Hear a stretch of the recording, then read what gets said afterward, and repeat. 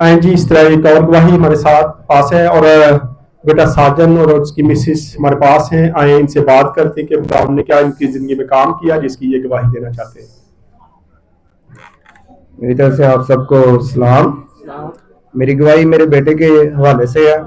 पिछले दिनों मेरा बेटा ना हॉस्पिटल में था, तो डॉक्टर काफ़ी ना हमें बातें बता रहे थे इसके बारे में, तो हम बहुत परेशान थे क्योंकि हम ना कंडीशन इस तरह की इनकी। तो मैंने फिर भाई साहब को कॉल की, मैंने कहा भाई साहब दुआ करें, इस तरह उसकी रिपोर्टों में ना मसला आ रहा है अंतरियों में। तो इन्होंने मुझे कहा यार आप परेशान ना होना, मैं दुआ करता हूँ। उसके बाद मैं डेली इनसे दुआ करवाता रहा, और उसके बाद दोबारा रिपोर्टें आई तो रिपोर्टें बिल्कुल क्लियर थी।